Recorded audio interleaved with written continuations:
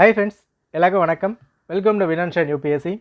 இந்த வீடியோ நம்ம பார்க்க போகிறது ஒரு job notification, central government job notification விட்டுருக்காங்க. எனி டிகிரி இந்த எக்ஸாமுக்கு எலிஜிபிள். ஸோ யாரெல்லாம் எலிஜிபிள், என்ன ஏஜ் லிமிட், என்ன சிலபஸ் டீட்டெயிலாக நம்ம வந்து பார்த்துடலாம். Assistant central intelligence officer grade 2 executive examination IB under minister home affairs. இந்த எக்ஸாமுக்கு யாரெல்லாம் எலிஜிபிளோ எல்லாருமே இதுக்கு வந்து அப்ளை பண்ணுங்கள். ஏஜ் லிமிட் இருக்குன்னா நிச்சயமாக அப்ளை பண்ணுங்கள்.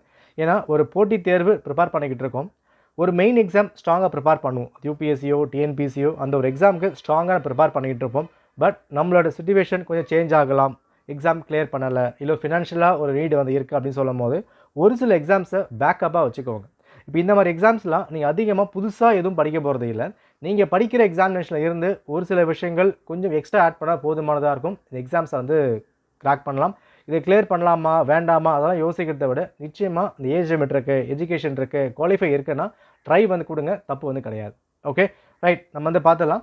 So ACIO under minister of home affairs கொடுத்துருக்காங்க. இதில் முக்கியமான விஷயம் இது group C non gazetted non ministerial and level 7 pay வந்து கொடுத்துருக்காங்க. நல்ல பே கொடுக்கப்பட்டிருக்கு. இந்த வாய்ப்பை நீங்கள் பயன்படுத்திக்கோங்க. இதுக்கான வேகன்சி 3000 கிட்ட கொடுத்துருக்காங்க. இது ஒரு 4000 கிட்ட வரைக்கும் வருது. மேபி இன்க்ரீஸ் ஆகலாம். அன்ரிசர்வ் 1500 கிட்ட, அதாவது ஜென்ரல் கேட்டகரிக்கு 1500 கிட்ட கொடுத்துருக்காங்க. இடபிள்யூஎஸ் 442, ஓபிசி 946, அது தமிழ்நாட்டிலேருந்து பிசி எம்பிசி ஜென்ரல் எஸ்சிஎஸ் தவிர்த்து தமிழ்நாட்டில் இருக்கவங்க ஓபிசிக்குள்ளே வந்து வருவாங்க. SC 566, ST 226. ஸோ எல்லா கேஸ்ட் கேட்டகரிக்குமே ஒரு கரெக்டான வேகன்சி வந்து கொடுக்கப்பட்டிருக்கு. அதை வந்து பயன்படுத்திக்கணும்.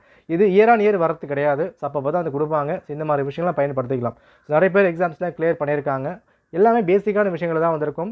So year on year conduct பண்ணலாலும் அதுக்கான ப்ரீவியஸ் இயர் பேப்பர்லாம் வந்திருக்கும். அதெல்லாம் ப்ராப்பராக அனலைஸ் பண்ணி ஜஸ்ட் நம்ம மெயின் ப்ரிப்பரேஷனில் டெய்லி ஒரு 1 hour 2 hour இதுக்காக ஸ்பெண்ட் பண்ணலாம். இந்த எக்ஸாம்ஸையும் நம்மளால் கிராக் பண்ண முடியும். ஓகேவா ரைட், பார்த்துக்கோங்க. இதுக்கான எலிஜிபிள் எனி டிகிரி படிச்சதான் எலிஜிபிள் தான். ஸோ டிகிரி முடித்தாலே போதுமான விஷயம். அண்ட் நாலேஜ் ஆஃப் கம்ப்யூட்டர்ஸ், பேசிக்கான விஷயங்கள், தனியாக சர்டிஃபிகேட் வாங்கணும் அந்த மாதிரிலாம் இல்லை. பேசிக்கான விஷயங்கள் கம்ப்யூட்டர் ஆப்ரேட் பண்ண தெரிஞ்சாலே போதுமான விஷயமா வந்திருக்கும். இதுக்கான age limit for general category, அதாவது அன்ரிசர்வ்டு வராங்களே அவங்களுக்கு 18 to 27 வரைக்கும். ஸோ 18 அப்ளை பண்ணி கஷ்டமாக தான் இருக்கும். டிகிரி நீங்கள் தேவைப்படுது. So 18 to 27 for general category. இதுவே ஓபிசி அப்படின்னா 30 வரைக்கும் வந்து வருவாங்க. ஓகே, 27லேருந்து +3 வருது. ஸோ ஓபிசி தமிழ்நாட்டிலேருந்து பிசி எம்பிசி டிசிஎம் பிசிஎம் அவங்களாம் வராங்கல்ல, இவங்களுக்கு 30 கிட்ட வந்து வரும். எஸ்சி எஸ்டி அப்படின்னா 32 வரைக்கும் வந்து வரும். ஓகே, அப்போ ஜென்ரல் கேட்டகரிக்கு 18 to 27, ஓபிசி கேட்டகரிக்கு 18 to 30, எஸ்சி எஸ்டிக்கு 18 to 32 வரைக்கும் வந்து கொடுத்துருப்பாங்க. ஓகே, இதே உங்களுக்கு வந்து விடோஸாக இருக்கீங்க, டிவோர்ஸாக இருக்கீங்கன்னா அவங்களுக்கு அந்த ஏஜ் லிமிட் வந்து மாறும். எல்லாமே இங்கே செக் பண்ணி பார்க்கலாம். இன் ஜென்ரல் இந்த 3 கேட்டகரியும் ஃபுல்லாக வந்து பார்த்துக்கோங்க. இந்த லிமிட்டில் நீங்கள் இருந்தால் இந்த எக்ஸாமுக்கு அப்ளை பண்ணுங்கள். ட்ரை பண்ணலாமா வேண்டாமா அந்த மாதிரி விஷயமே வேண்டாம். நீங்கள் படிக்கிற ஒரு மெயின் எக்ஸாமினேஷனில் இருந்து ஒரு பெரிய டைவர்ட்டிங் வந்து வராது. உங்கள் ப்ரிப்பரேஷனில் கொஞ்சம் கிள்ளி போட்டால் ப்ரிப்பேர் பண்ணலாம். அந்த மாதிரி பார்த்துக்கோங்க. எல்லாமே ஒரு நல்ல ட்ரை தான். இந்த ஒரு எக்ஸாம்ஸும் பெட்டராக வந்திருக்கும். ட்ரை பண்ணி பார்க்கலாம். ஓகேவா right. So scheme of exam அதை வந்து பார்த்துலாம். ஸோ Tier 1 ரிட்டன் எக்ஸாமினேஷன் இது ஆன்லைனில் வந்து கண்டக்ட் பண்ணுறாங்க. மொத்தம் உங்களுக்கு 100 மார்க்கு 1 ஹவரில் வந்து உண்டு. ஓகே, ஸோ 20 கொஷின்ஸு கரண்ட் அஃபேர்ஸில் 20, ஜிஎஸ் 20, ஆப்டிடியூடில் 20, ரீசனிங் 20, இங்கிலீஷ் வந்து 20. ஓகே, அண்ட் முக்கியமான விஷயம் இங்கே நெகட்டிவ் மார்க் இருக்குது. இந்த ஒன்றை பார்த்து பயந்துடாதீங்க. அதாவது நிறைய பேர் யோசிக்கிறது நெகட்டிவ் மார்க்காக புதுசாக இருக்குது பண்ண முடியாது, அது வேண்டாம்.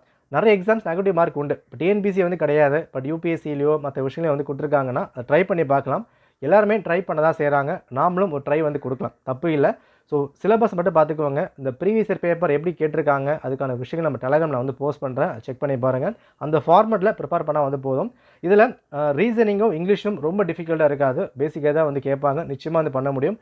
20 கேள்வி கேட்குறாங்கன்னா அந்த கிராமர் பார்ட் ஸ்ட்ராங்காக இருக்கீங்க, ஒரு அடிப்படை கிராமர் எனக்கு வந்து தெரியுது அப்படின்னா அதை பேஸ் பண்ணி ஒரு 15 கேள்வி கிட்ட ஈஸியாக வந்து போட முடியும். ரீசனிங் அதே மாதிரி தான்.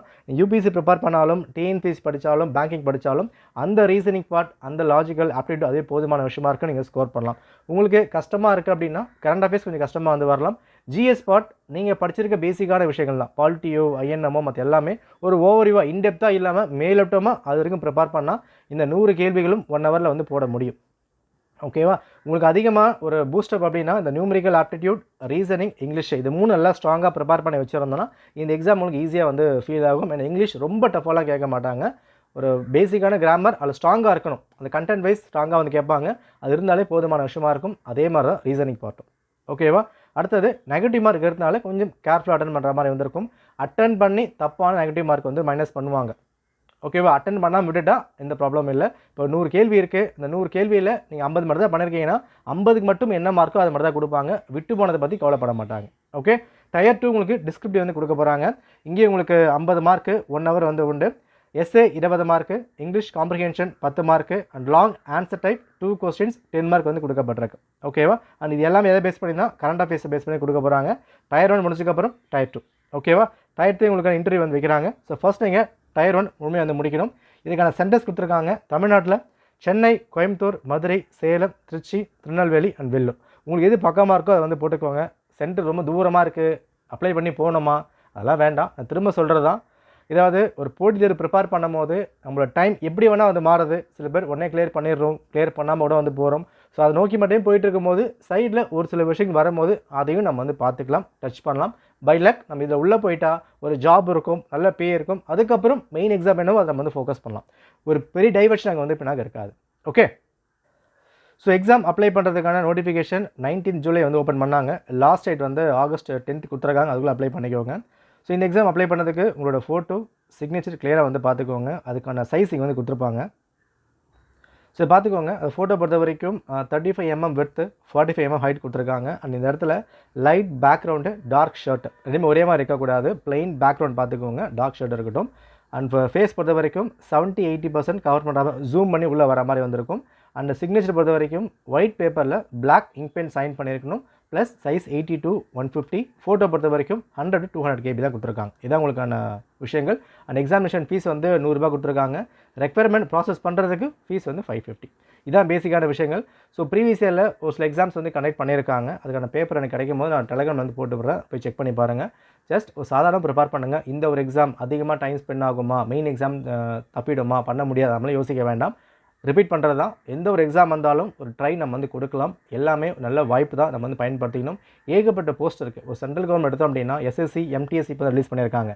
அதை நம்ம வந்து ட்ரை பண்ணலாம். பேங்கிங் இருக்குது, மேக்ஸ் நல்லா வருதா, இங்கிலீஷ் நல்லா வருதா, பேங்கிங் நம்ம வந்து ட்ரை பண்ணலாம். ஸோ யூபிஎஸ்சி மட்டும், டிஎன்பிசி மட்டும் அது இல்லாமல் நமக்கு வாய்ப்பு எப்படி வந்து அமையுது.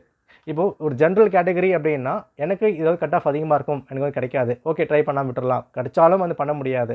பட் இந்த ஒரு போஸ்ட் இருக்குது, கேஸ்ட் இருக்குது, இது எல்லாமே பேஸ் பண்ணி, ரிசர்வேஷன் பேஸ் பண்ணியோ, போஸ்ட் பேஸ் பண்ணியோ எல்லாமே அனலைஸ் பண்ணி எனக்கு இது கிடைக்கும், ட்ரை பண்ணி பார்க்கலான்னா அது ட்ரை வந்து பண்ணுங்கள். எல்லாத்துக்குமே ரிசல்ட்டோடு வரணும்னு யோசிக்காதீங்க. எல்லாமேலாம் ஜெயிச்சிட முடியாது. எதனா 1-2 தப்பி போக தான் செய்யும். அதையும் மீறி ஜெயிக்கிறவங்க ஜெயிச்சுட்டு தான் இருக்காங்க. நம்மளும் ட்ரை பண்ணலாம். ஏன்னா எக்ஸாம் அப்ளை பண்ணி பாருங்கள். எக்ஸாம் ஹாலில் அவ்வளோ பேர் வந்து இருப்பாங்க எக்ஸாம் எழுதுறதுக்கு. அப்போ நாமளும் அதில் ஒரு ஆளாக வந்து இருக்கணும். ஸோ ட்ரை பண்ணுங்கள். ஸோ என் மினிஸ்ட்ரி ஆஃப் ஹோம் அஃபேர்ஸ் வெப்சைட்டில் அப்ளை பண்ண முடியும். சொல்லிங்க இங்கே வந்து கொடுத்துருக்காங்க. இதை கிளிக் பண்ண உள்ளே வந்து அப்ளை பண்ணிக்கலாம். அது ப்ராசஸ் ரொம்ப ஈஸியாக தான் வந்திருக்கும். ஸோ ஃபஸ்ட்டு வந்து மொபைல் ஐடி, மெயில் ஐடி கொடுத்து ரெஜிஸ்டர் பண்ணிட்டீங்கன்னா ஸ்டெப்ஸ் அடுத்தது வரும், அப்ளை பண்ணிக்கலாம். ஃபோட்டோ சைன் மட்டும் கிளியராக வந்து கொடுத்துக்கோங்க. ஓகேவா? So all the best. நல்லா வந்து பண்ணுங்கள். வாய்ப்பை பயன்படுத்திக்கோங்க. நன்றி, வணக்கம்.